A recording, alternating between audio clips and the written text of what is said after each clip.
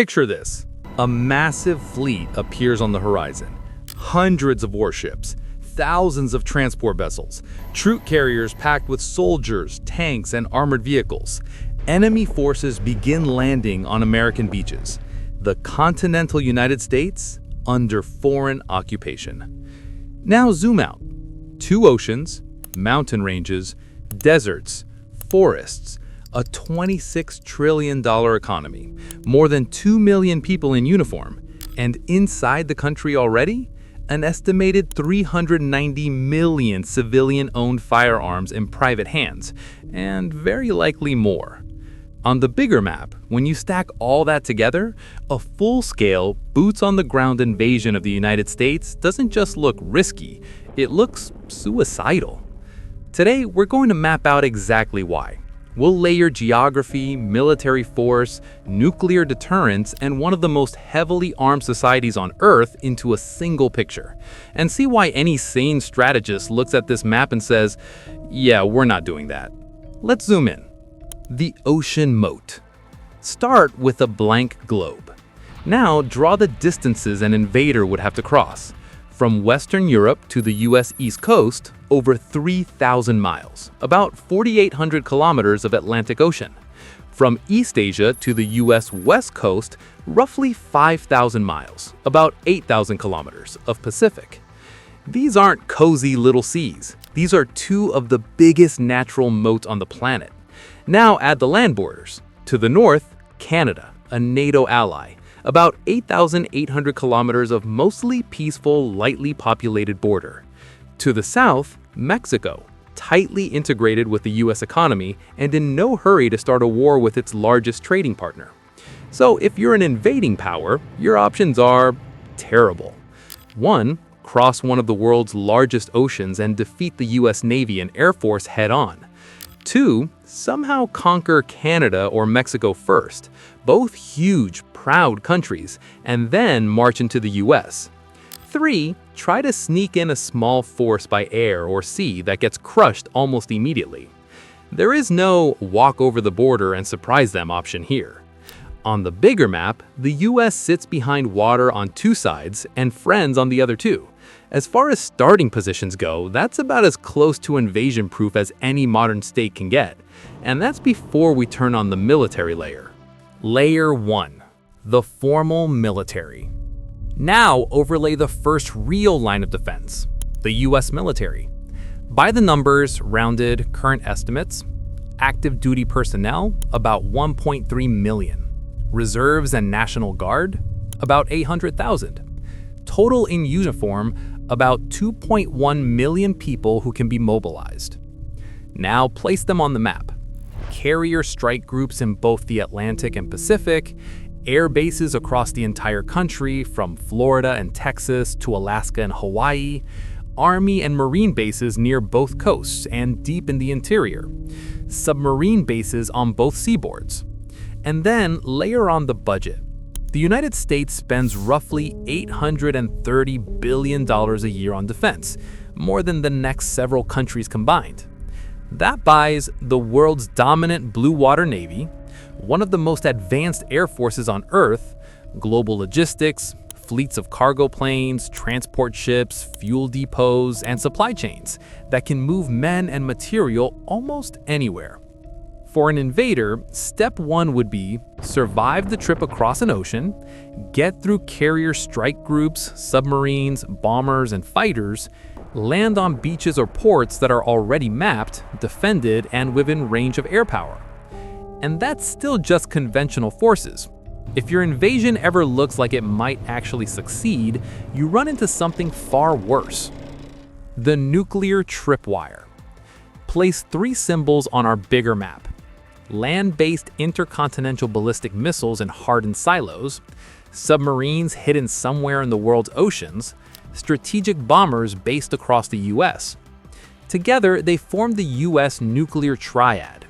Current estimates? The US has over 5,000 nuclear warheads in its total stockpile, with around 1,500 to 1,700 deployed and ready for use on relatively short notice. From an invader's perspective, this is a nightmare equation.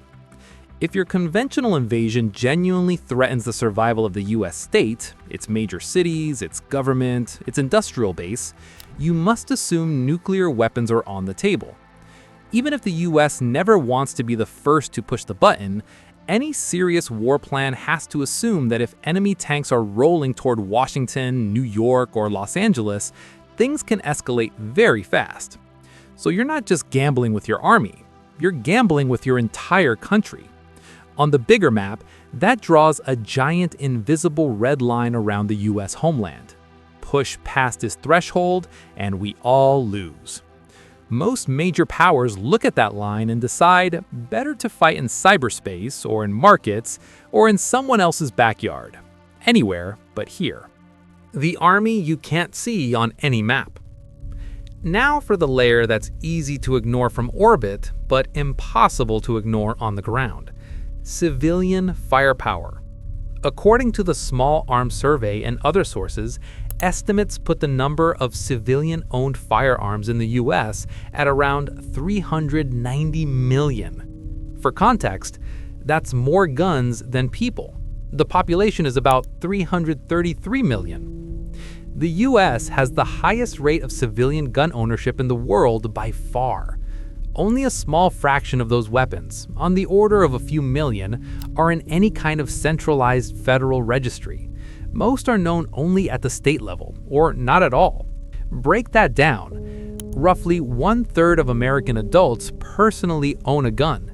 Many own multiple, from hunting rifles and shotguns to handguns and AR-style rifles.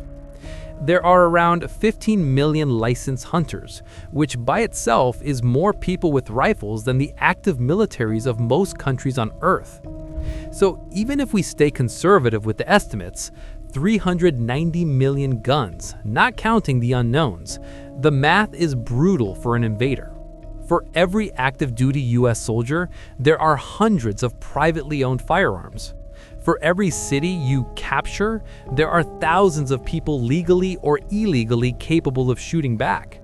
And this isn't just about numbers, it's about culture. In big chunks of the US, especially rural areas and small towns, firearms are part of daily life. Hunting, sport shooting, self-defense, and in some communities, a deep cultural idea of resisting tyranny.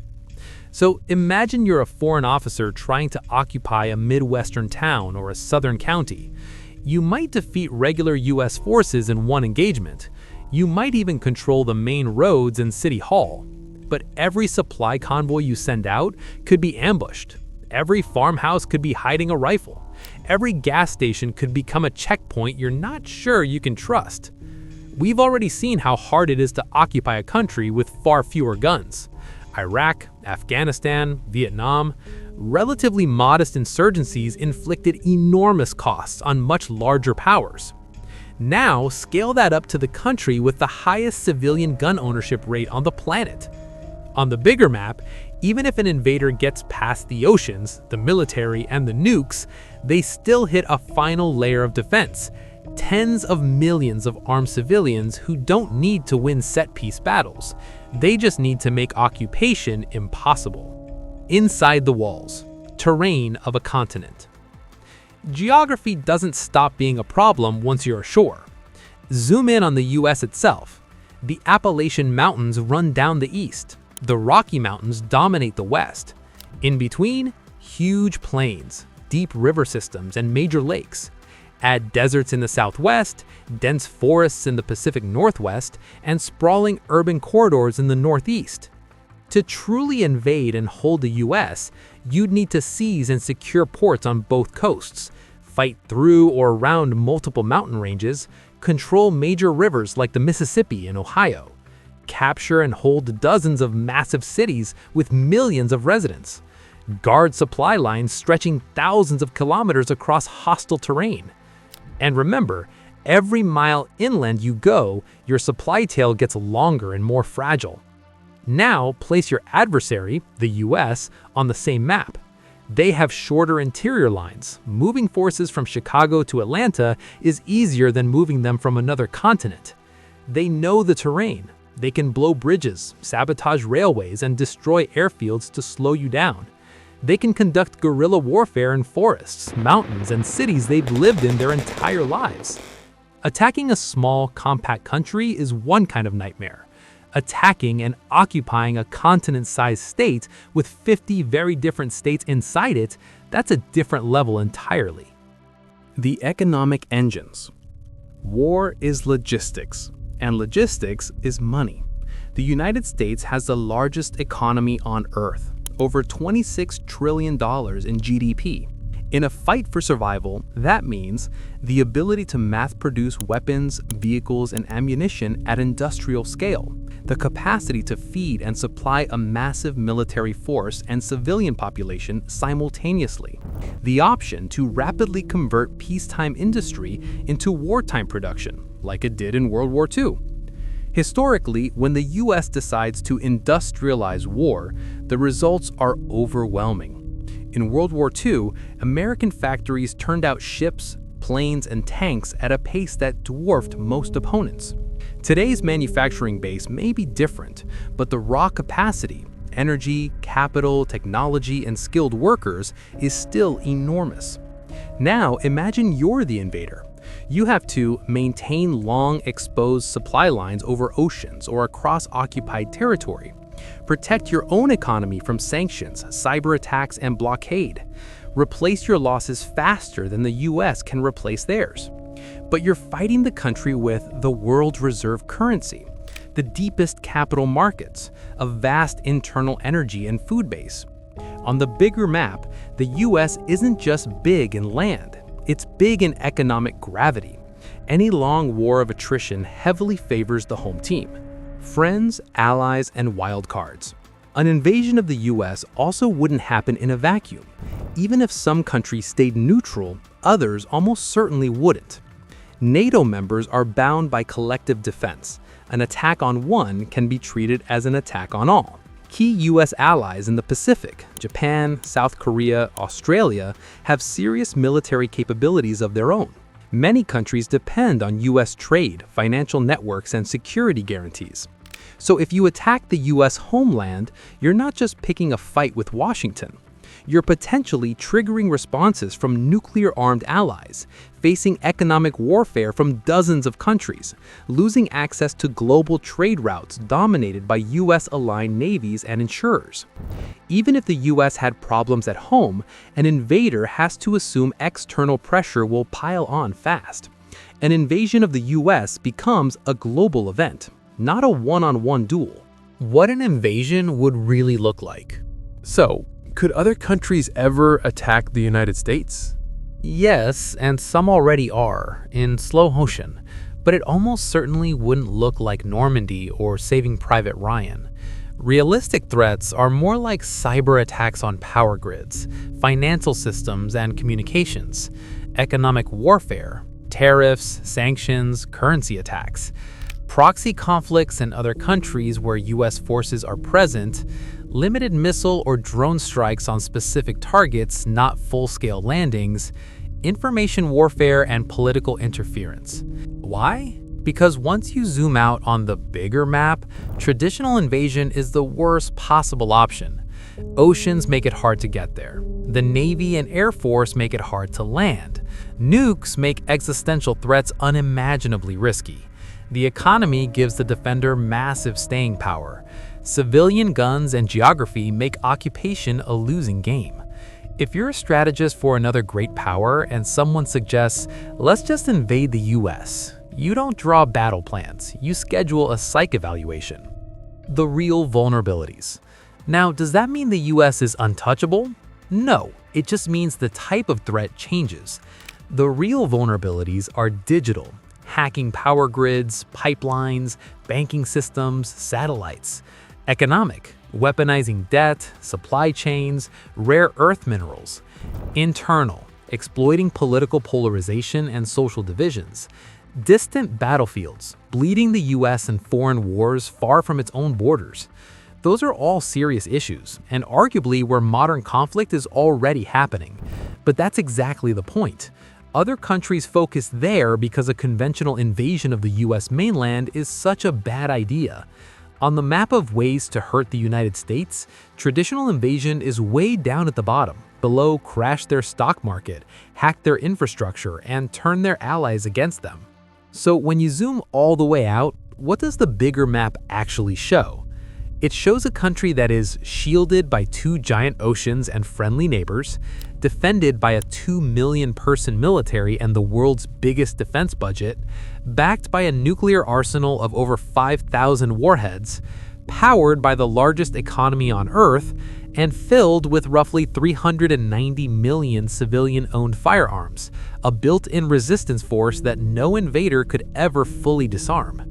It's not that the United States is perfect. It's not that it can't be hurt.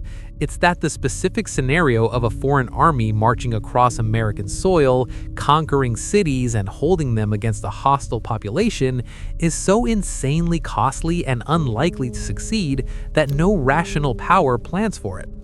If you're going to fight the US, you do it with bites, banks, and back channels, not battleships on the Jersey Shore. But now I want to flip the map to you. If you had to plan an invasion of the US, purely as a thought experiment, where would you start? The Arctic, the Gulf of Mexico, cyber first, then missiles? Or would you just walk away from the job? Drop your strategy in the comments and tell me which layer of this defense you think is the most underrated: geography, nukes, or the civilian arsenal. Thanks for joining me today. I hope you enjoyed the video, and if you want to see more videos like this, then please consider subscribing and turning on notifications. It really does make a difference. Because on the bigger map, we don't just draw borders, we ask what they protect, and what they make almost impossible.